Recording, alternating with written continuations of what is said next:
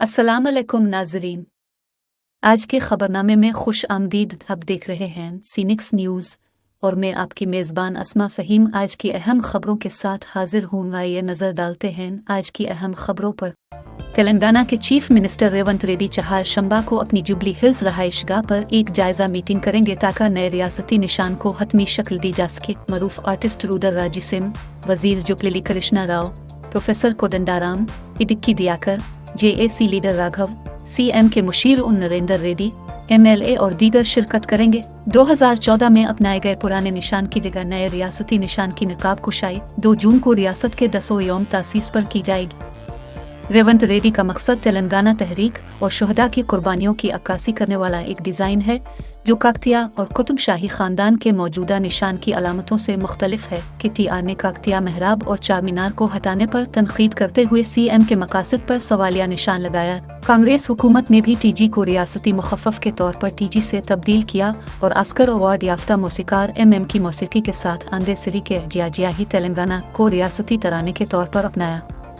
की रवानी केरला पुलिस ने इत्तला दी कि हैदराबाद के एक डॉक्टर को गर्दों के बैन अल-अक़वामी रिकेट में मुलव्वस होने के इल्ज़ाम में गिरफ्तार किया गया है। ये पेशरफ्त साबित नासिर की ईरान से आमद के बाद कोची एयरपोर्ट पर गिरफ्तारी के बाद हुई है। नासिर के अतराफ़ी बयान में हैदराबाद के डॉक्टर समेत 3 अफराद के मुलव्वस होने का इंकिशाफ हुआ है।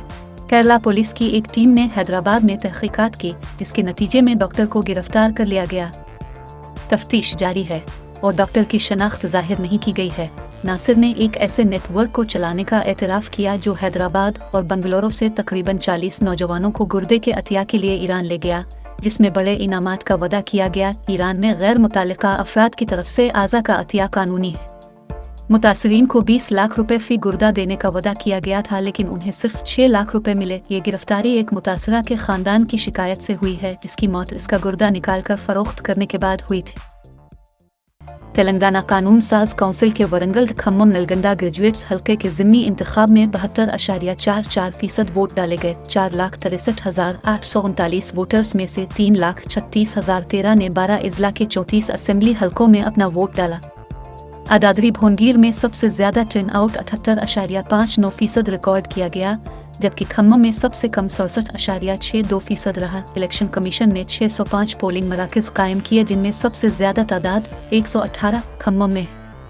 असल मुकाबला कांग्रेस, BRS और BJP के उम्मीदवारों में है। ज़िमनी इंतखाब BRS के पाला राजेश्वर रेड्डी के नवंबर 2023 में असेंबली के लिए अपने इंतखाब के बाद मुस्ताफ़ी होने के बाद पैदा हुआ।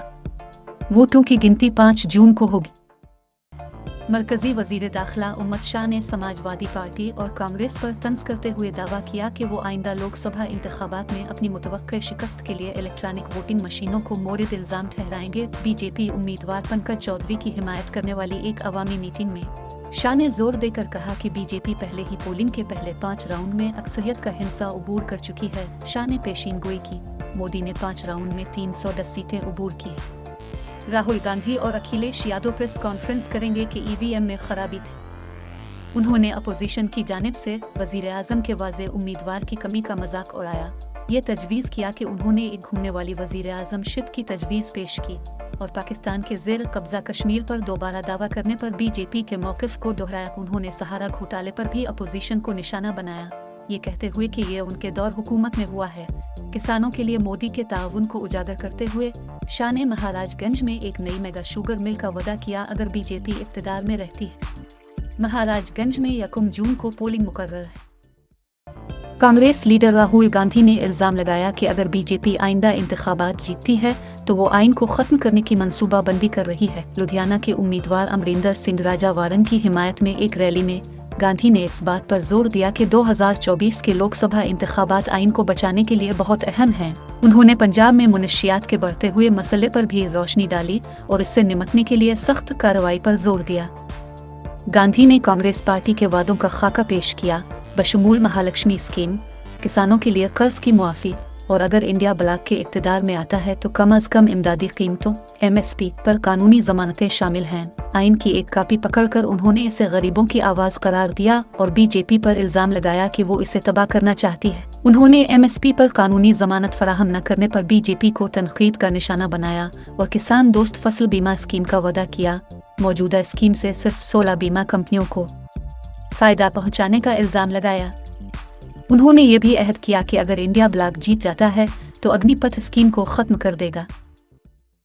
सुप्रीम कोर्ट रजिस्ट्री ने दिल्ली के वजीर आला अरविंद केजरीवाल की तिब्बी जांच के लिए उनकी अबूरी जमानत में 7 दिन की तौसी की दरखास्त की फौरी फहरिस्त से इनकार कर दिया है। रजिस्ट्री ने हवाला दिया कि केजरीवाल को ट्रायल कोर्ट से बाकायदा जमानत हासिल करने की आज़ादी दी गई थी, जिससे दरखास्त नाकाबिल समाअत थी। मंगल को एक ततीलती बेंच ने केजरीवाल के लिए सीनियर एडवोकेट अभिषेक संघवी की गुजारिशात को नोट किया और जिक्र किया कि चीफ जस्टिस ऑफ इंडिया अबूरी दरखास्त की फहरिस्त पर फैसला कर सकते हैं, क्योंकि अहम मामले का फैसला महफूज है।